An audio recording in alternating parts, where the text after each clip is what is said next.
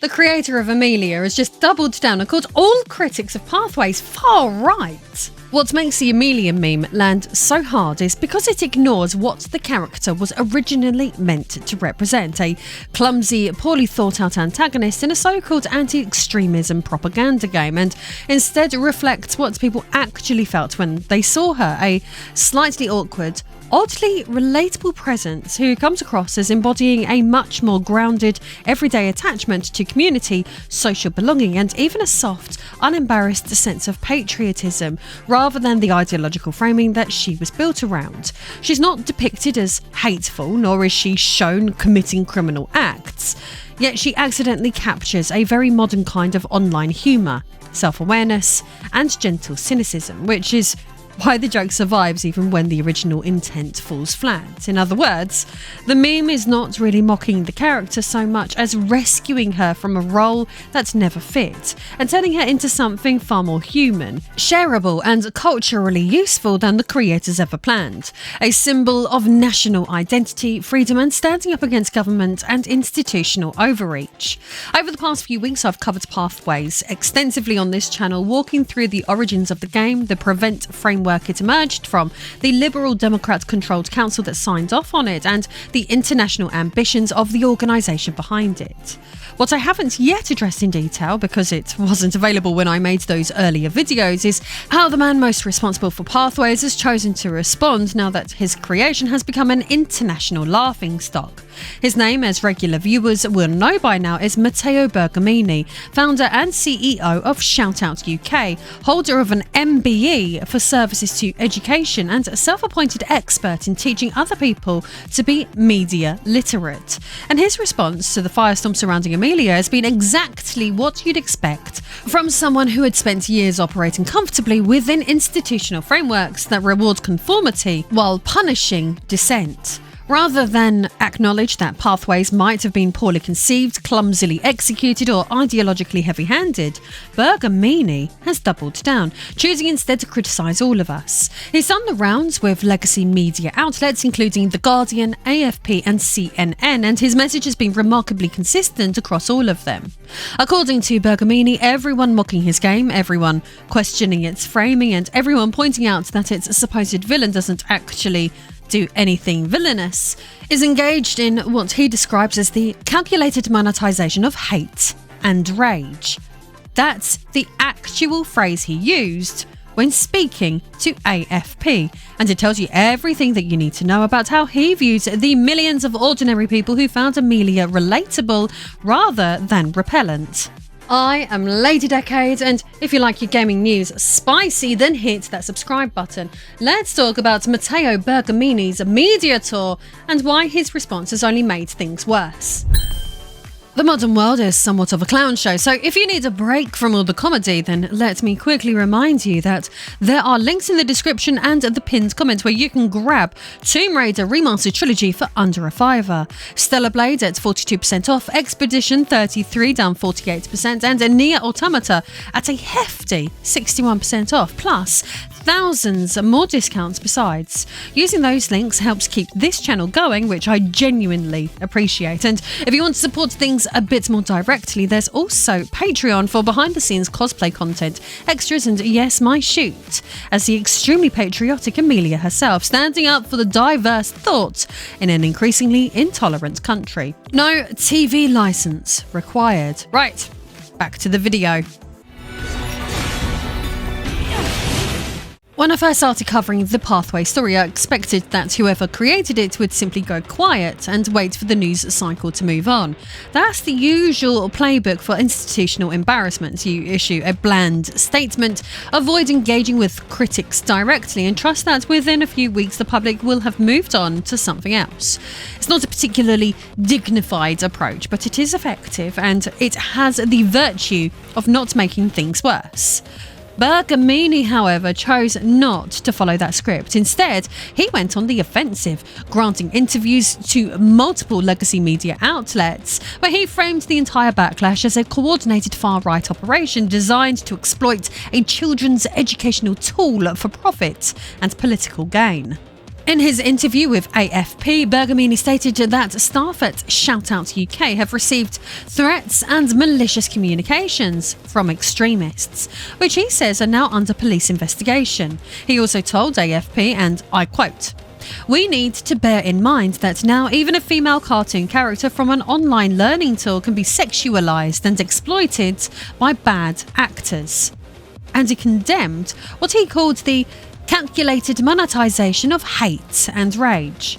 Speaking to The Guardian, he expanded on this theme, claiming that Telegram groups were observed coordinating the promotion of an Amelia-themed meme coin and discussing tactics to inflate its value. The implication was clear. This wasn't organic public mockery, it was a coordinated campaign by extremists seeking to profit from hatred. Which is a remarkably convenient way to dismiss everyone laughing at your work. Let me be super clear about something before we go any further, because Bergamini seems to believe that the only people criticising Pathways are so-called far-right grifters and crypto-peddling extremists. I am not far-right. I have never been far-right, I don't own any Amelia cryptocurrency, and I am not part of any Telegram coordination group. If anything, the more I dig into institutional failures like Pathways, the more I find myself nudged ever so slightly rightward. Not because purple-haired cartoon characters have radicalised me, but because the sheer arrogance and tone deafness of the people responsible keep revealing themselves in new and infuriating ways. I suspect I'm not alone in that experience, and I suspect that dynamic is precisely what people like Bergamini refuse to understand. The reason Pathways became a laughingstock is not that the far right coordinated a hate campaign, it became a laughingstock because it is a fundamentally bad piece of educational content that reveals far more about the assumptions of its creators than it ever intended to. Within the game, Amelia expresses concerns about immigration, invites her classmate to join a group defending English rights, and eventually attends a protest about the erosion of British values. At no point does she commit a crime. At no point does she express hatred towards any individual or group, and at no point does she advocate violence. She simply voices opinions that millions of ordinary British people share, and the game frames this as a pathway towards dangerous extremism requiring intervention. That framing is what made Amelia a meme, and no amount of crying about the far right by this arsehole is going to change that. When Bergamini spoke to CNN, he insisted that Pathways was not supposed to be played in isolation. According to him, the game was designed to be a part of a broader educational package that enables nuanced discussions about what constitutes healthy and safe behaviours versus what could be potentially unsafe and or illegal. That sounds reasonable enough when you read it in a press release, but it completely sidesteps the actual criticism. The problem with Pathways is not that it lacks accompanying teaching materials. The problem is that the game itself treats mainstream political opinions as warning signs of radicalisation, and implies that expressing those opinions could result in a referral to prevent. At the end of the day, Pathways is not just a weak game, it is a poor teaching resource. Instead of giving young people a proper toolset to become media literate, to recognise framing, spot emotional manipulation, evaluate sources and separate opinion from evidence, it encourages them to treat ordinary political views as potential safeguarding risks. That matters to me, because open discussion and freedom of expression are exactly how people learn to think critically in the first place. It's also why my husband and I have created Top Hat Teach. Between us, we have been running successful YouTube channels for over 10 years. We have multiple YouTube play buttons, and Richard is a fully qualified teacher. So our focus is very simple: to help others get their voices out there too. If you want help launching a channel or building a bigger audience, you can join our next class through the Top Hat Teach Patreon link in the description. We already have multiple students. It's a structured mentoring program built around what has actually worked for us, designed to help you grow a real audience and to learn how to communicate your ideas clearly and confidently in a media landscape that increasingly rewards noise over thinking. We look forward to speaking to and teaching some of you via webcam soon. Bergamini also told CNN that Amelia's appearance was not particularly significant, which is a fascinating claim given how central her visual design has become to the meme phenomenon. Analysts quoted in the same CNN article pointed out that Amelia ticks a lot of boxes for the demographic that has adopted her, describing her as an attractive character who reflects stereotypes that many right-wing individuals hold about the British government, specifically that it is perceived as anti-white and a nanny state. In other words, even the experts Bergamini presumably hoped would back him up are acknowledging that Amelia resonated because she embodies a recognisable set of frustrations with institutional overreach, not because some shadowy far-right network decided to weaponise her. The irony here is so thick you could cut it with a knife. Bergamini's entire career, his entire public persona, is built around teaching people to be media literate. His organisation claims to operate under a policy of what it calls aggressive impartiality. He sits on NewsGuard's board of news literacy advisors. He's a member of Meta's EU Digital Working Group. He has an MBE for services to charity, social enterprise and education. This is a man who has positioned himself as an expert in helping young people critically evaluate the information they consume, and yet his response to legitimate criticism of his own work has been to dismiss everyone who disagrees with him as far-right extremists engaged in the calculated monetization of hate. So let's actually examine that claim for a moment, because it's doing a lot of the heavy lifting. Yes, an Amelia-themed cryptocurrency has emerged. Yes, some people have attempted to profit off the meme. I've even got an Amelia cosplay set for sale on my Patreon, for example, and yes, some of the AI-generated content featuring Amelia has included genuinely racist messaging, but none of that changes the fundamental criticism of Pathways itself, which is that the game frames mainstream political opinions as warning signs of radicalisation. Pointing to the existence of bad actors who have latched onto the meme does not address the substance of the criticism. It simply provides a convenient excuse to avoid engaging with it. If Bergamini genuinely believes that everyone mocking Pathways is either a far-right extremist or a useful idiot being manipulated by far-right extremists, then he has revealed exactly the kind of blinkered institutional thinking that produced the game in the first place. And this brings me to where Bergamini chose to have these conversations, because it tells you everything that you need to know about how he operates. When the Pathways controversy exploded, Bergamini did not sit down with any of the YouTubers or independent commentators who had been covering the story. He did not engage with critics directly. He did not participate in any forum where he might face difficult questions or pushback. Instead, he went straight to The Guardian, AFP and CNN, the very definition of institutionally aligned legacy media, and they dutifully repeated his framing without meaningful challenge. The Guardian introduced Amelia as a girl who proudly carries a mini-union flag and appears to have a penchant for racism. That framing is taken directly from The Guardian's coverage, not from the game itself, which never depicts Amelia saying or doing anything racist. It describes her expressing concerns about immigration and attending a protest, neither of which constitutes racism by any reasonable definition. But The Guardian isn't interested in reasonable definitions, it's interested in establishing a narrative that positions Amelia as a dangerous figure, and anyone who finds her relatable as suspect by association. LBC's coverage was similarly one-sided. Andrew Marr, the veteran broadcaster and LBC contributor, discussed the Amelia phenomenon on air and echoed Bergamini's framing around the monetisation of hate. At no point was there any acknowledgement that the criticism of Pathways might have some validity, or that the game's framing of mainstream political concerns as extremism might be the actual source of public anger. The entire segment treated the backlash as something to be explained away, rather than engaged with, and Bergamini was presented as a reasonable authority figure being unfairly attacked by online extremists. This is what happens when you only speak to people who already agree with you.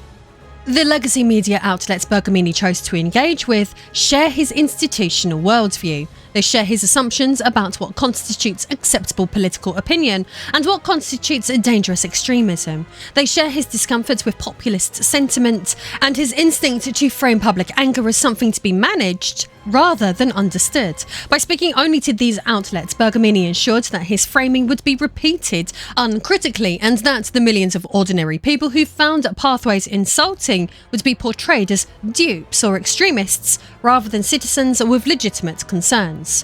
What makes this particularly galling is that Bergamini's entire professional identity is built around media literacy. He's supposed to be an expert in teaching people to critically evaluate information and to recognise manipulation and to understand how narratives are constructed, and yet his response to criticism has been a masterclass in exactly the kind of narrative management he claims to oppose. He has dismissed critics without engaging with their arguments. He has attributed motives without evidence. He has spoken only to sympathetic outlets that would amplify his framing. And he has positioned himself as a victim of coordinated hatred rather than someone whose work has been legitimately criticised on its merits. The brass neck of it is almost impressive, but that doesn't make the situation any less disgusting. There's no getting away from the fact that a significant portion of the British public holds concerns about immigration, and those concerns are not fringe, they are not extreme, and they are not evidence of radicalisation. By depicting a character who expresses those concerns as someone on a dangerous pathway requiring intervention, Pathways implicitly tells young people that millions of their fellow citizens are potential extremists. If Bergamini had any self-awareness, he might have acknowledged that this framing was poorly judged. He might have said something like, "We understand that some players felt the scenario involving Amelia did not adequately distinguish between mainstream political opinion and a genuine extremism. That was not our intention, and we will review the content to ensure it reflects the nuance that we were aiming for." That kind of statement would not have satisfied everyone, but it would have demonstrated a willingness to engage with criticism rather than dismiss it. It would have acknowledged that reasonable people might disagree about where the line between acceptable opinion and dangerous extremism should be drawn, and it would have avoided the condescension of treating everyone who laughed at Pathways as a far-right grifter. Instead, we got victimhood and deflection. As already touched on, Bergamini told AFP that ShoutUK have received threats, and I do not doubt that this is true. Whenever a story goes viral, particularly one with political dimensions, some people will behave badly. That is unfortunate, and threats of any kind should be condemned, but the existence of bad actors does not invalidate legitimate criticism, and using those threats as a shield to avoid engaging with substantive arguments is intellectually dishonest. It is possible to acknowledge that some people have behaved badly, while also acknowledging that the underlying criticism of your work has merit. Bergamini has chosen to do the former while refusing to do the latter, and that tells you everything about how he views the public he claims to serve. The claim that all of this represents the calculated monetization of hate is particularly revealing. Does Bergamini genuinely believe that everyone who found Pathways absurd is motivated by profit? Does he genuinely believe that the millions of people who laughed at Amelia memes did so because they were manipulated by far-right grifters? Or is this simply a convenient way of avoiding accountability for a product that failed at its most basic task? Pathways was supposed to warn young people away from certain ideas. Instead, it introduced those ideas to an audience that might never have encountered them otherwise. Bergamini created a game that was supposed to demonstrate the dangers of a so-called far-right radicalisation, and instead it created a mascot that people across the political spectrum have adopted as a symbol of resistance to institutional overreach. Amelia was supposed to be a cautionary tale, but she became a folk hero. The game was supposed to generate concern and reflection, but it generated mockery and memes. Every single thing Pathways was designed to achieve has been inverted, and rather than examine why that happened, Bergamini has retreated into a defensive crouch and blamed everyone except himself. The reason Amelia resonated is not complicated. She is depicted as a young person who asks obvious questions, notices things that don't add up, and expresses concerns that feel grounded in everyday experience. She doesn't advocate violence, she doesn't express hatred, she simply wonders whether the official narrative she's been fed is entirely accurate, and for that, she is flagged as someone on a dangerous pathway. When audiences saw that framing, they didn't think, goodness, I'd better be careful not to ask similar questions. They thought, this game is telling me that asking obvious questions makes me a potential extremist, and that's insulting. It's astounding to me that Bergamini created a villain who doesn't actually do anything villainous and then acts surprised when people actually sided with her. This is basic storytelling, and the fact that someone who claims expertise in media literacy failed to understand it is genuinely baffling. If you want an audience to view a character as dangerous, you have to show them doing dangerous things. You have to depict consequences, harm, or at the very least intentions that cross clear moral lines. Pathways does none of this. It tells you that Amelia is on a dangerous path, but it shows you a teenage girl who asks questions and attends protests. The disconnect between what the game tells you and what the game shows you is so stark that audiences instinctively sided with Amelia against the system that was flagging her, and this is precisely why the game has been so thoroughly mocked. It failed because it conflates mainstream opinion with extremism. And it failed because the people who made it apparently never stopped to ask whether their own assumptions about what constitutes dangerous belief might be out of step with the people that they were trying to educate. Bergamini's response has only confirmed every criticism levelled against him. When someone responds to criticism by dismissing all critics as extremists, they reveal something important about how they think. They reveal that they do not believe legitimate disagreement with their position is possible. They reveal that they view anyone who reaches different conclusions as either malicious or manipulated. And they reveal that their commitment to critical thinking and open inquiry extends only as far as conclusions that they already agree with. This is the opposite of media literacy. It's the assumption that you already have the correct answers and that anyone who questions those answers must be dealt with rather than engaged. Bergamini told The Guardian that Pathways does not state, for example, that questioning mass migration is inherently wrong. On paper that may be true, but the game absolutely implies that questioning mass migration is a warning sign, a step on a pathway towards something dangerous, something that might require intervention. The distinction between inherently wrong and a warning sign of radicalisation may seem significant to someone passing language in a press release, but to a 13-year-old playing the game in a classroom, the message is the same. If you have questions about immigration, you might be becoming an extremist and someone might need to report you. And that message is what people are rejecting. They are rejecting the specific claim that mainstream political opinions are early warning signs of something sinister. They are rejecting the implication that curiosity about contentious issues is itself a red flag, and they are rejecting the condescension of being told that if they disagree with institutional framing, they must be far right. Bergamini doesn't seem to understand any of this, or if he does, he has chosen to pretend otherwise. His media tour has been an exercise in deflection, misdirection and victimhood. He has blamed everyone except the one person who bears the most responsibilities for Pathways existing in the first place, himself. So what can actually be done about this?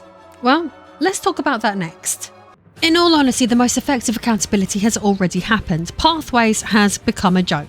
Amelia has become an icon of resistance to institutional overreach.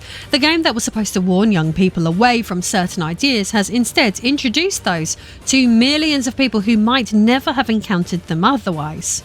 Every single thing Bergamini hoped to achieve failed, and no amount of crying about the far right will undo that damage. In a very real sense, he's been punished by the market of public opinion, and that punishment will follow him for the rest of his career. But beyond the mockery, there are still legitimate questions that deserve answers. How much did Pathways cost to develop, for example? Who approved the scenarios?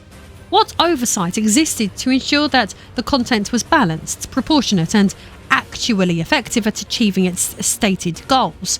These are questions about public money and public accountability, and they should not be waved away simply because the man responsible has decided to play victim. Taxpayer funds were used to create a product that large portions of the tax-paying public find insulting and counterproductive. The people who signed off on that expenditure should be identified and held accountable, and the process by which projects like this get approved should be examined to prevent similar failures in the future. We also need to start asking harder questions about organisations like ShoutUK and the role they're playing in shaping civic education. As I covered in my previous video, ShoutUK is not a small operation confined to a few British classrooms. It has partnerships with the United States Department of State, with Meta, with NewsGuard, and with various United Nations linked initiatives. It has already established operations in Wisconsin and is actively expanding into American schools under the Click Smart program. The ideas underpinning Pathways are not staying neatly contained within British borders. They are being exported, rebranded and embedded in educational frameworks across the Western world. If those ideas are fundamentally flawed, if they conflate mainstream opinion with extremism and treat curiosity as a warning sign, then the damage will not be limited to one embarrassing British game. Bergamini's response to the Pathways controversy suggests that he has learned nothing and has no intention of changing course. He has dismissed criticism rather than engaging with it. He has blamed external actors rather than examining his own assumptions, and he has retreated into the comfortable embrace of legacy media outlets that share his worldview and will amplify his framing without challenge. That is not the behaviour of someone committed to genuine inquiry, open debate or media literacy in any meaningful sense. It is the behaviour of someone who believes he already has the right answers and resents being questioned. Bergamini's media tour has already revealed exactly who he is and how he thinks. He is someone who views mainstream political opinion as a problem to be managed rather than a perspective to be understood. He is someone who, when confronted with public anger at his work, instinctively reaches for explanations that position him as a victim of coordinated hatred rather than someone whose assumptions were simply wrong. And he is someone who, despite claiming expertise in media literacy, has demonstrated with a remarkable inability to understand why ordinary people might find his work insulting. The Amelia phenomenon will eventually fade from the news cycle, as all viral moments do, but the questions it has raised about how safeguarding frameworks operate, who controls civic education and what assumptions underpin projects like Pathways will not disappear simply because Bergamini refuses to engage with them.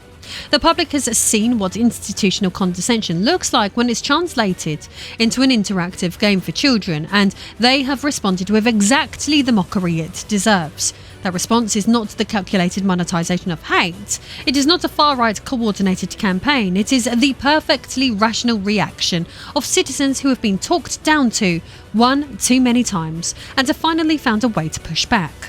Bergamini should have apologised, but instead he doubled down. And in doing so, he has ensured that this story will not end with Pathways being quietly forgotten. It will end with serious questions being asked about the entire ecosystem of organisations, consultancies and government programmes that produced it. If this controversy achieves anything lasting, it should be to shine a light on that broader system and force a reckoning with the question of whether the people shaping civic educations are actually fit for the task.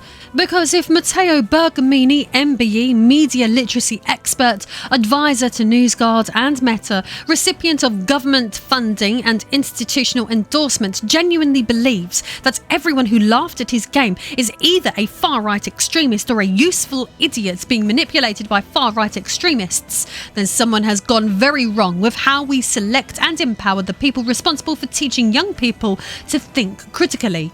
His response to the Pathways controversy has been defensive, evasive and contemptuous of the public he claims to serve. That is not media literacy. That is institutional arrogance dressed up in the language of education and safeguarding, and it deserves to be called out. And don't forget that right now you can grab Tomb Raider Remastered Trilogy for under a $5, Stellar Blade at 42% off, Expedition 33 down 48%, and Nier Automata at a hefty 61% off, plus thousands more discounts besides. Using those links helps keep the channel going, which I genuinely appreciate, and if you want to support things a bit more directly, there's also Patreon for behind-the-scenes cosplay content, extras, and yes, my shoot as the extremely patriotic Amelia herself, standing up for diverse thoughts in an increasingly intolerant country. Further to that, if you want to build an audience to call your own, you can also sign up for the Top Hat Teach seminars, where we can help you grow at your own pace. Thanks for sticking around to the end, and I'll see you all again very soon.